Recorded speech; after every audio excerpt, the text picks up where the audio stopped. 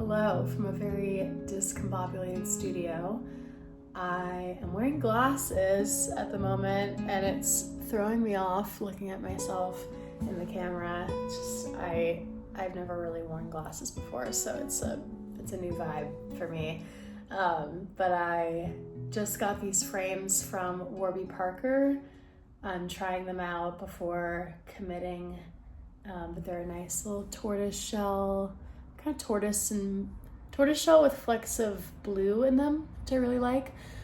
But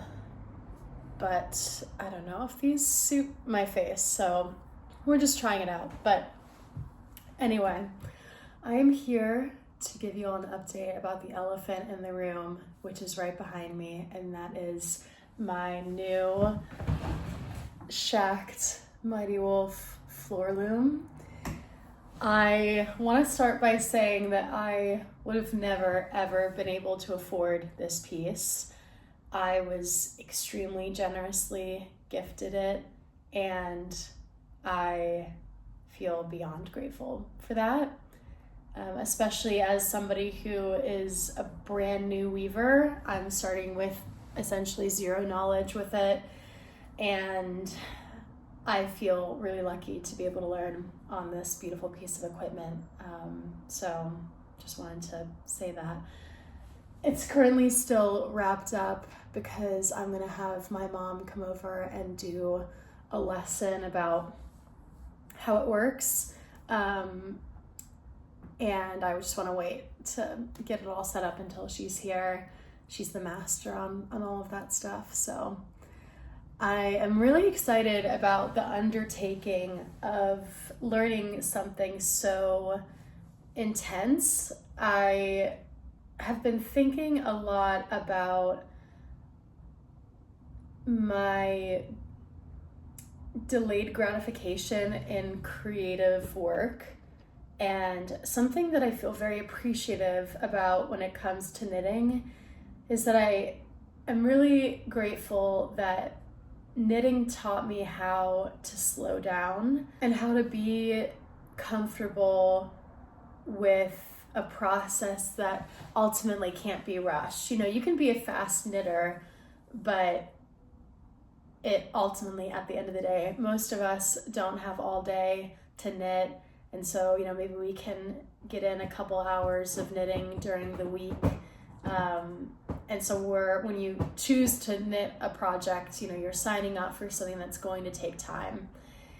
And I think that process of learning how to be okay with that has been really healthy for my brain in this digital era of convenience that we live in. So I feel really grateful about that, but I'm really excited this year about taking all of that a step further, not only from learning how to weave, because that's going to be a very intensely immersive experience, learning how to weave with, you know, no prior experience, but I also want to do the things that I talked about in my knit trend prediction video, where I want to be okay with knitting a project that could take a year to make.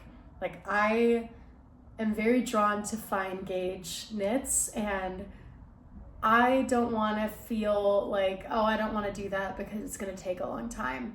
I don't want that to be my mentality. I want to be willing to slow down and appreciate the process just as much as I know I'm going to appreciate the end result.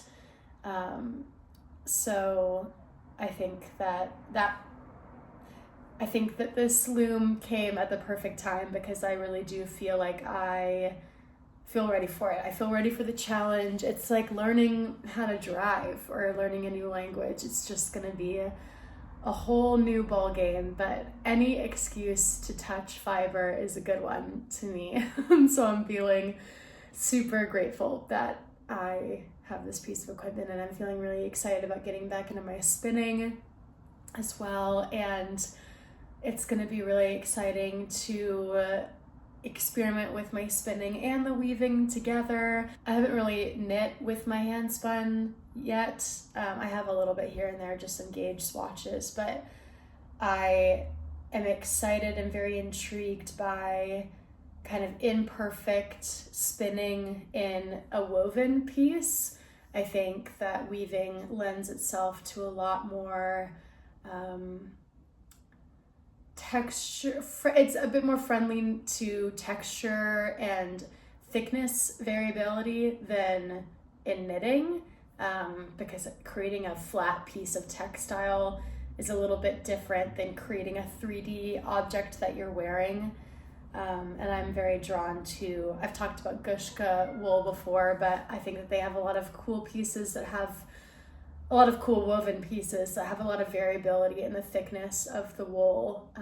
And I'm excited to go into my spinning without this feeling like I have to create the perfect gauge for knitting, and I can have a rough estimate gauge and be a little bit more experimental in the weaving space. I'm really excited about that. But yeah, cannot wait to unbox this and get it all set up.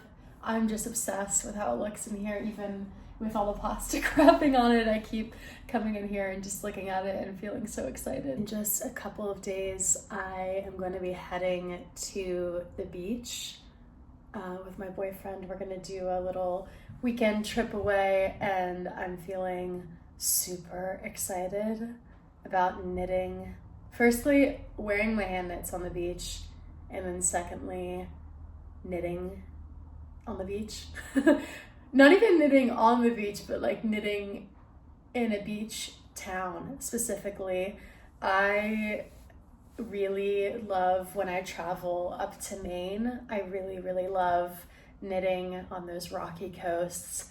This won't quite be like that because we're going down south, but I love the beach in the off season. It's really nice to go when nobody's down there, and I really like the moody atmosphere of being at the beach. We did just realize though today that we were looking at our reservation and we didn't realize that the check-in time is at 5 p.m., which is quite late for the Airbnb, and then the check-out time is 10 a.m., which is very early, and we're going Friday through Sunday, and so we're basically only going to be there for one solid day, which is a huge bummer. So we're not going to leave here until like late morning, early afternoon on Friday, so we can get there for our check-in time, and then we'll basically eat dinner and then go to sleep, and then hopefully get up early so we can enjoy the full day at the beach on Saturday, and then have to leave pretty early on Sunday morning. But that was kind of a bummer. We didn't realize that. We were thinking, oh, Friday through Sunday, it's, we'll have plenty of time on Friday during the day, and then we'll have plenty of time on Sunday, but that was a bummer. We should have looked at that before we booked it, but it'll still be really great, and I'll take any level of vacation that I can get, so feeling really excited and very grateful for that. On the topic of relationships, I've been meaning to ask you all about this because I think it's a funny subject, and I'm just curious to know how many of you all have either A, broken the boyfriend curse, or haven't broken the boyfriend curse when it comes to knitting a sweater for somebody that you're not married to.